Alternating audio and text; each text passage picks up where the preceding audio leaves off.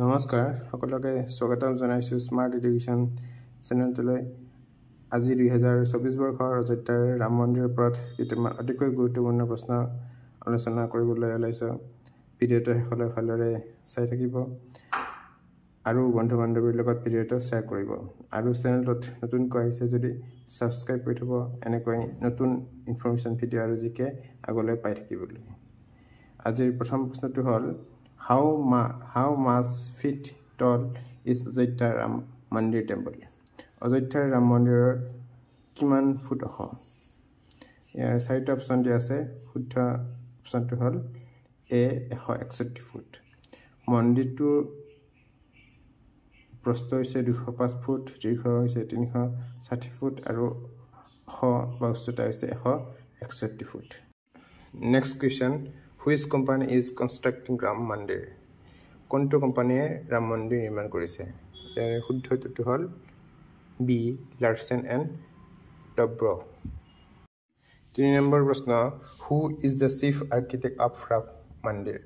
ৰাম মন্দিৰৰ মুখ্য স্থাপত্যবিদ কোন তিনিটা অপচন দিয়া আছে ইয়াৰ শুদ্ধ অপচনটো হ'ল C চন্দ্ৰকান্ত সম্পুৰা 15 প্ৰজন্মৰ মন্দিৰৰ স্থাপত্যৰ উত্তৰাধিকাৰী থকা চন্দ্ৰকান্ত সম্পুৰা পৰিয়ালে এই মন্দিৰটো ডিজাইন কৰিছে 4 নম্বৰ প্ৰশ্ন How long was it take to build Ram Mandir?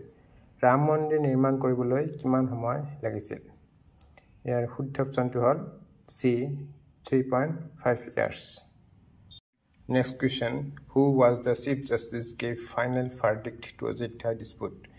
মুখ্য ন্যায়াধীশ কোন আছিল যে অযোধ্যা বিবাদক চূড়ান্ত ৰায় দিছিল ইয়াৰ তিনিটা অপচন দিয়া আছে ইয়াৰ শুদ্ধ অপচনটো হ'ল B ৰঞ্জন গগৈ 6 নম্বৰ প্ৰশ্ন Which architectural style of Ajodhya Ram Mandir?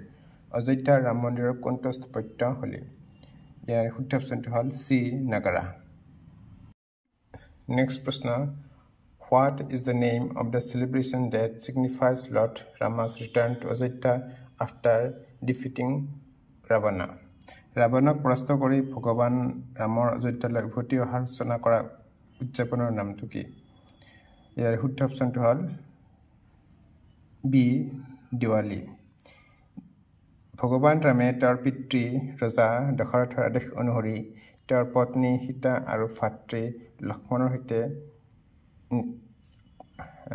নিৰ্বাসনলৈ গৈছিল আৰু তেওঁ 14 বছৰ অৰণ্যত অতিবাহিত কৰিছিল আৰু বহুতো প্ৰত্যাহ্বানৰ সন্মুখীন হৈছিল আৰু ৰাক্ষসৰ সৈতে যুঁজ দিছিল আৰু নিৰ্বাসন সম্পূৰ্ণ কৰাৰ পিছত ভগৱান ৰাম অযোধ্যালৈ আহে আৰু অযোধ্যাৰ নাগৰিকসকলে অতি আনন্দ আৰু উদযাপনেৰে আদৰণি জনায় আৰু সেই দিনটোক দিৱালী হিচাপে পালন কৰা হয় যাক পোহৰৰ উৎসৱ বুলিও কোৱা হয়